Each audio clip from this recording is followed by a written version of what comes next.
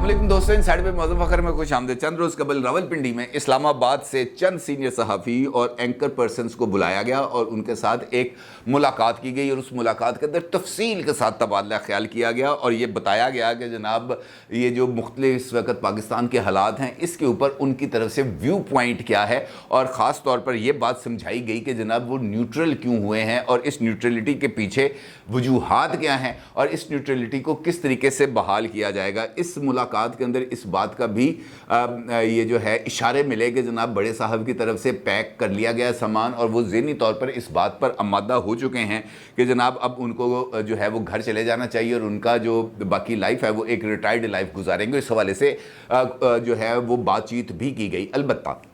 जो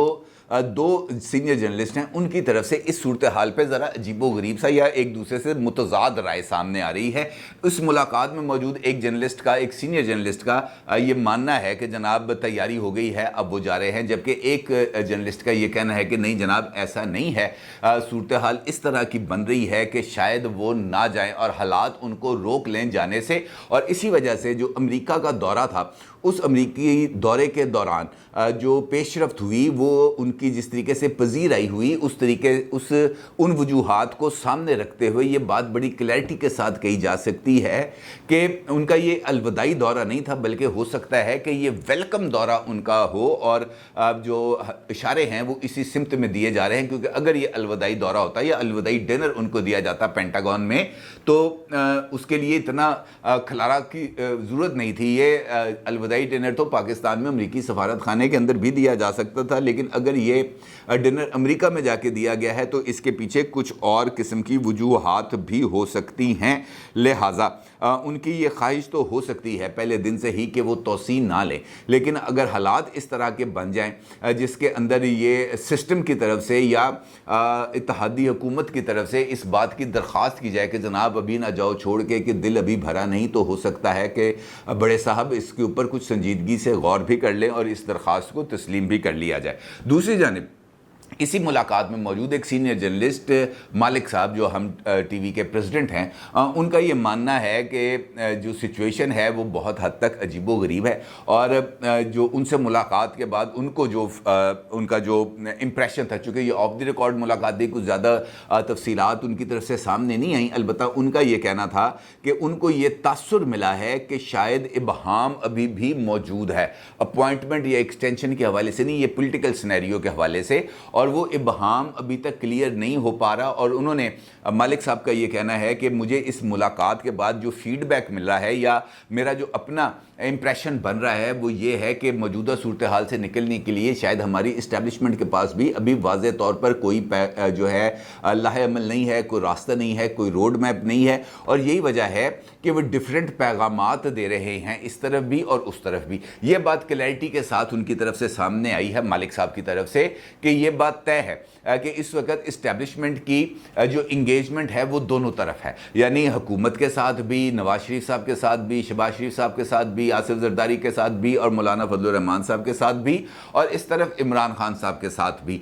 ये इंगेजमेंट्स मौजूद भी हैं, राब्ते भी हैं, मुलाकातें भी हो रही हैं, पैगामात का तबादले भी हो रहे हैं, लेकिन वाज़ेह तौर पर कोई रोड मैप सामने नहीं आया। और उसकी उन्होंने एक मिसाल दी। उन्होंने कहा कि माजी के अंदर चंद रोज़ पहले आपको मालूम है कि किसान आए हुए थे इस्लामाबाद और वहाँ पर वो धरना दे के बैठे हुए थे और उस वक्त ये जो एक डेडलॉक की एक कैफियत पैदा हो गई थी और कुछ इस किस्म के इशारे भी मिल रहे थे कि हुकूमत किसानों के ऊपर कोई जो है सख्त किस्म का एक्शन लेने जा रही है। और उसी दौरान वजारत दाखिला के अंदर एक इजलास भी हुआ था जो राना सनाउल्लाह साहब की ज़ेरे सदारत हुआ था, चूँकि वो वफाकी वज़ीर दाखिला भी हैं। और उस इजलास के अंदर इस बात और इस इम्कान के ऊपर गौर किया गया था कि अगर ज़रूरत पड़ेगी तो इस्लामाबाद में आर्टिकल 245 के तहत फ़ौज को तलब किया जाएगा, चाहे वो ये वाला जो है एहतजाज हो, चाहे वो इमरान खान साहब का एहतजाज हो जो वो इस महीने लेके आ रहे हैं। और ऐसी जब ये बात सामने आई तो फिर राना सनाउल्लाह साहब वफाकी हुकूमत को ये पैगाम दिया गया कि जनाब इस वक्त हालात ऐसे नहीं हैं, इस वक्त हम बहुत ज़्यादा इमदादी सरगर्मियों में मसरूफ़ है, हमारी बहुत ज़्यादा इंगेजमेंट्स हैं सैलाब ज़दा इलाकों में और हमारे पास ट्रूप्स अवेलेबल नहीं हैं जो हम इस्लाम आबाद में भिजवा सकें। यानी ये एक पैगाम था बिटवीन द लाइंस मौजूदा हुकूमत को कि आप पॉलिटिकली दायरे में रहते हुए काम करेंगे, हमारी तरफ किसी तरह की तवज्जो देने की ज़रूरत नहीं है। जबकि ऐसी सूरत हाल के अंदर जो पैगाम दूसरी तरफ यानी इमरान खान साहब को दिया गया वो ये कहा गया कि देखें वो हमें बुला रहे हैं, अगर हमें आना पड़ा तो फिर आपके लिए सिचुएशन ज़रा बेहतर नहीं होगी, क्योंकि फिर अगर आप आते हैं इस्लामाबाद तो आपका आमना सामना हमारे साथ होगा। इस बात से मालिक साहब ये कहते हैं कि मुझे इस तरह का तासुर मिला है कि बात एक ही है लेकिन दोनों तरफ मुख्तलिफ तरीके से कन्वे की जा रही है, एक को रोकने के लिए और एक को समझाने के लिए कि जनाब ये जो पॉलिटिकल मामलात हैं इसका हल पॉलिटिकली अगर आप तलाश कर सकें तो ये ज़्यादा बेहतर होगा। वो खुद इंगेज नहीं होना चाहते। और इसी गुफ्तगू के दौरान जब उनसे सवाल किया कि जनाब सिचुएशन तो बाज़ दफ़ा इस तरह की बाज़ दफ़ा बन जाती है कि हालात बंद गली में चले जाते हैं या लड़ते लड़ते एक की चोंच गुम हो जाती है, एक की दुम गुम हो जाती है, तो ऐसे में आपको क्या इम्कान लगता है कि चोंच गुम होगी या दुम गुम होगी? तो उनका ये कहना था कि चोंच भी गुम हो सकती है, दुम भी गुम हो सकती है, दोनों भी गुम हो सकती हैं। और इसके जो असरात हैं वो जो है वो माजी के जो 2 वाक़यात हुए हैं रिसेंट हिस्ट्री में 77 के और 12 अक्टूबर 99 के, उस जैसी सूरत हाल भी पैदा हो सकती है। यानी उन्होंने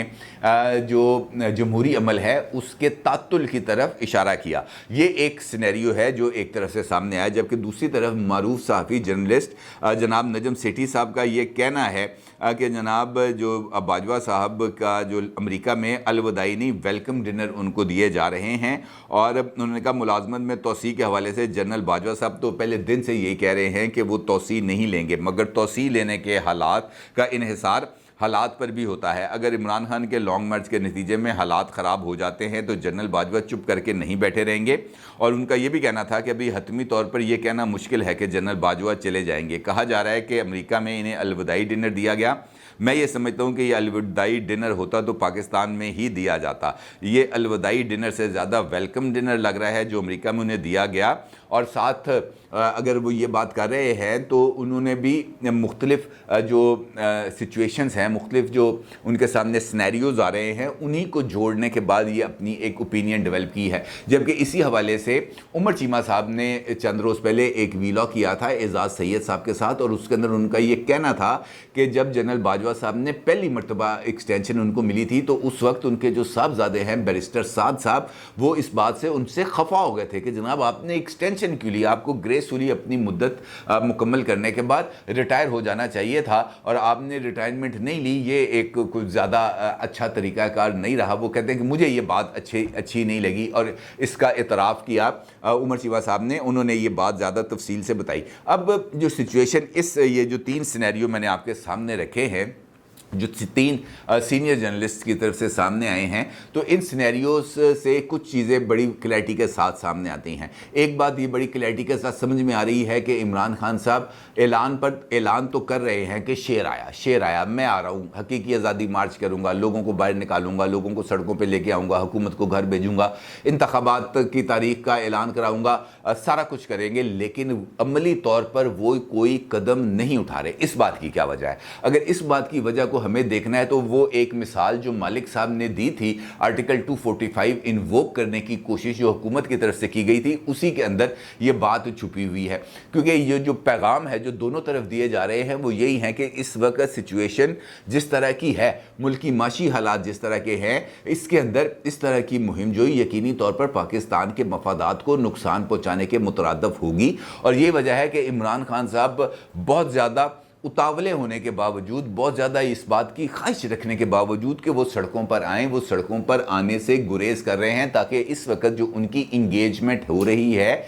इस्टेब्लिशमेंट के साथ, वो इंगेजमेंट बरकरार रहे और उनको कोई रास्ता मिल जाए और इस्टेब्लिशमेंट अगर सालसी कराने की कोशिश करे तो वो उसको कामयाबी मिले और इमरान खान साहब और हुकूमत दोनों के लिए किसी तरह की कोई विन विन सिचुएशन पैदा हो जाए, जो जिसका मौजूदा हालात के अंदर मुझे इम्कान नज़र नहीं आ रहा। क्योंकि मरियम साहिबा صاحبہ جو لندن میں موجود ہیں ان کی طرف سے یہ جو بات سامنے آئی تھی وہ بھی اسی بات کا، اگر ہم تسلسل سے دیکھیں یہ لنکس کو جوڑیں تو وہ اسی بات کا جواب نظر آ رہا ہے جو اسٹیبلشمنٹ کی طرف سے عمران خان صاحب یا موجودہ حکومت کے ساتھ، اتحادیوں کے ساتھ رابطوں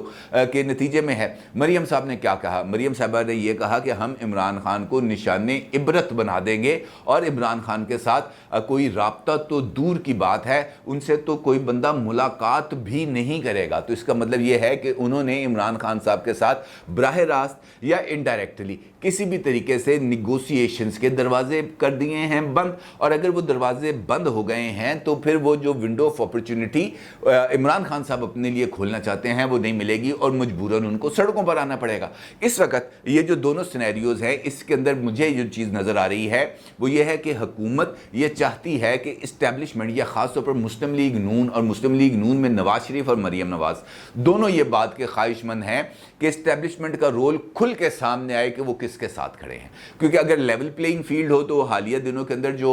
مسلم لیگ نون کو ریلیف ملتا ہوا نظر آیا ہے اس سے مسلم لیگ نون کے اس مطالبے کو تو اس حد تک پورا ہوتا ہوا ہم کہہ سکتے ہیں کہ جناب لیول پلینگ فیلڈ تیار کی جا رہی ہے تاکہ جس وقت انتخابات کا میدان سجے تو مسلم لیگ نون اور جو پاکستان تحریک انصاف ہے وہ دونوں ایک دوسرے کے لیے برابری کی بنیاد کے اوپر آ کر اس کا مقابلہ کریں۔ لیکن یہ برابری کی بنیاد عمران خان صاحب کے لیے قابل قبول نہیں ہوگی، وہ تو اپر ہینڈ چاہتے ہیں اور اسی لیے وہ اپنا دباؤ بڑھانا چاہتے ہیں۔ دیکھیں اگر عمران خان صاحب عوامی طاقت کے بل پر کان سے پکڑ کر حکومت کو ایوان اقتدار سے نکالتے ہیں تو بلے بلے کس کی ہوگی؟ عمران خان پھر 2/3 اکثریت نہیں جیتے گا، وہ تو بلکہ 3/3 4/3 پتہ نہیں کون سی تہائی